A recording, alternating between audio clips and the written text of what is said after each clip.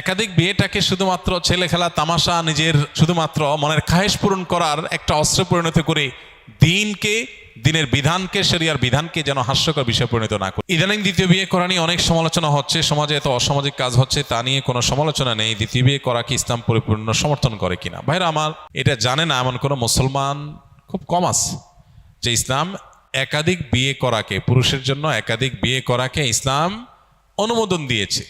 তবে শর্ত হলো একাধিক বিয়ে করার পর একাধিক স্ত্রীর প্রতি সমতা বজায় রাখার সামর্থ্য সার্বিকভাবে থাকতে হবে।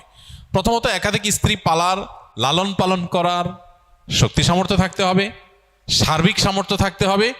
দ্বিতীয়ত, সামর্থ্য থাকলেই হবে না, ইনসাফ করার সামর্থ্য থাকতে হবে। আল্লাহ বলেছেন, ফাইন খিফতুম আল্লাহ তা'দিলু ফাওয়াহিদা, যার এ আশঙ্কা হয় যে না একাধিক স্ত্রী হয়ে গেলে একজনের প্রতি ঝুঁকে যাব, আরেকজনের খবর নেব না, আরেকজনের প্রতি বৈষম্য হয়ে যাবে, জুলুম হয়ে যাবে, ভরণ পোষণ দিতে গিয়ে একজনকে বাড়াই দিবে আরেকজনকে দেব না, এরকম যদি আমার ভিতরে কোনো একটা সাইডে ঝুঁকে পড়ার আশঙ্কা থাকে, বৈষম্য করার আশঙ্কা থাকে, ফাওয়াহিদা, তাহলে তার জন্য একটির বেশি করা তার জন্য জায়েজ নাই। এটা হলো মৌলিক কথা। এরপরে হলো মোটা দাগে যে বিষয়টি আমরা সবাই জানি, সেটা হলো দ্বীনের বিভিন্ন বিষয়গুলোকে হাস্যকর প্রমাণ করবার জন্য, বিতর্কিত করবার জন্য আমাদের অনেকের যেরকম ইম্যাচিউর আচার আচরণ এবং ভূমিকা, এটার যেমন দায় আছে, আবার অত্যন্ত পরিকল্পিতভাবে দ্বীনের বিভিন্ন বিষয়কে সমাজে হেয় করার একটা অপচেষ্টা এদেশে, মুসলমানদের সংখ্যাগরিষ্ঠ যে দেশে, সে দেশে কিছু মানুষ বিভিন্নভাবে করে যাচ্ছে, সেটাও আমরা জানি। এই বাস্তবতা আছে।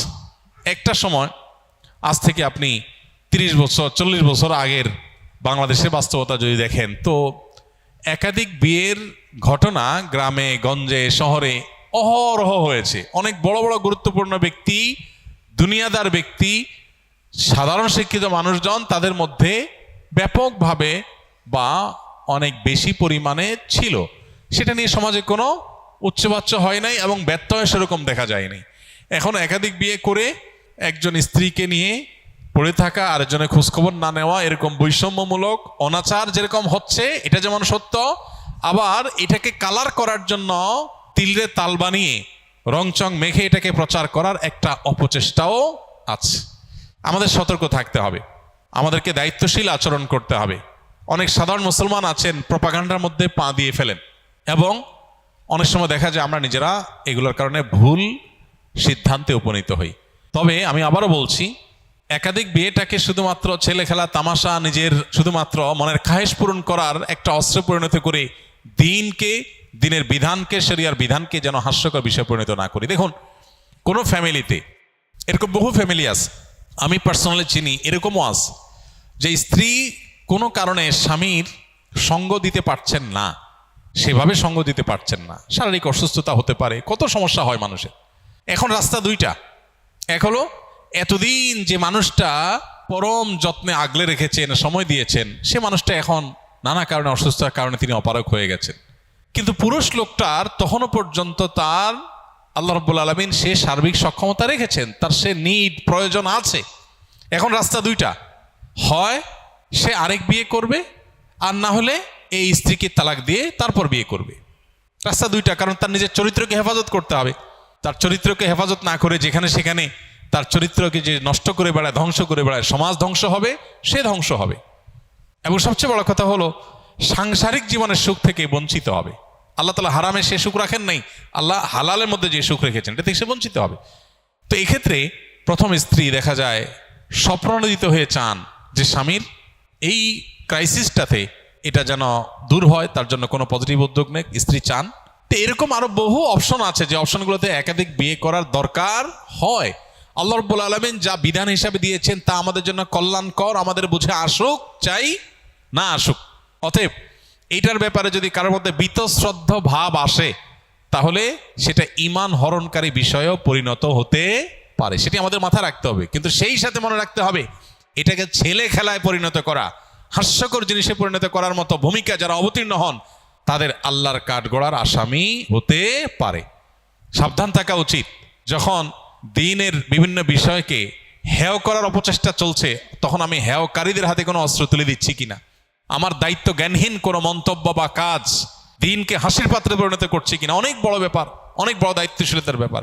এমনি বেশি আমল করতে পারি না, এর মধ্যে আবার যদি আমার কোনো দায় চেপে আসে যে আল্লাহর দিনকে, দিনের কোনো বিধানকে হাস্যকর করার ক্ষেত্রে আমার কোনো ভূমিকা সেখানে হয়েছে, তো সেটা কত বড় দায়ের ব্যাপার। আল্লাহ আমাদেরকে দায়িত্বশীল আচরণ এবং ভূমিকা রাখার তৌফিক দান করুন। কি কি আমল করলে আল্লাহর খুব নিকটে যাওয়া যাবে, কোন আমল করলে আল্লাহ খুব খুশি হবেন? ভাই, যে আমলগুলো করলে আল্লাহর সবচেয়ে নিকটে যাওয়া যাবে, এর মধ্যে সবচেয়ে বড় আমলটা হলো সিজদা। নবী আলাইহিস সালাম বলেছেন, আকরাবু মা ইয়াকুনুল আবদু মির রাব্বিহি ওয়া সাজিদ, বান্দা আল্লাহর সবচেয়ে নিকটে যেতে পারে সিজদারত অবস্থায়। এই জন্য সিজদার আমলটা আমাদের বেশি থেকে বেশি করা উচিত। সিজদার মাধ্যমে আল্লাহর সবচেয়ে কাছাকাছি যাওয়া যাবে। আপনি যদি চান আল্লাহর খুব কাছে গিয়ে কিছু বলতে, তাহলে সিজদা দিয়ে আল্লাহর কাছে দোয়া করেন, বিশেষ করে নফল নামাজে। এটা হলো আল্লাহর সবচেয়ে কাছে যাওয়ার সবচেয়ে বড় মাধ্যম। আর কোন আমল করলে আল্লাহ খুব বেশি খুশি হন বা সবচেয়ে বেশি খুশি হন, এটা আসলে আপেক্ষিক। নবী করিম সাল্লাল্লাহু আলাইহি সাল্লামকে একই প্রশ্ন করা হলে তিনি কাউকে বলেছেন আউয়াল ওয়াক্তে নামাজ পড়া, কাউকে বলেছেন যে আমল নিয়মিত করা হয় সেটা সবচেয়ে আল্লাহর প্রিয় আমল। তো এটা আপেক্ষিক। কারোর যদি কোনো আমলের অভাব থাকে, ত্রুটি থাকে, তার ওই ত্রুটিটা পূরণ করাটাই আল্লাহর কাছে প্রিয়। কারণ নামাজটা মাশাআল্লাহ শুরু ওয়াক্তে পড়েন উনি, কিন্তু আমলের কোনো কন্টিনিউশন নাই, তাহলে সে ব্যক্তি কন্টিনিউয়াসলি কোনো আমল করবে, এটা তার কাছে তার জন্য বেশি গুরুত্বপূর্ণ। আল্লাহ এতে বেশি খুশি হবেন। কারোর হয়তো মাশাআল্লাহ নামাজ ভালো আছে, এটা ভালো আছে, কিন্তু সালাম দেওয়ার অভ্যাস নাই, তো সেই সালামের অভ্যাসটা বেশি করবে।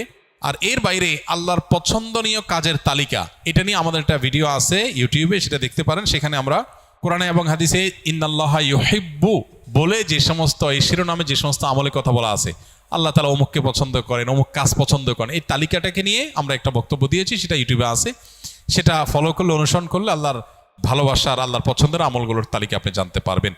আস-সুন্নাহ ফাউন্ডেশন, উম্মার স্বার্থে সুন্নাহর সাথে।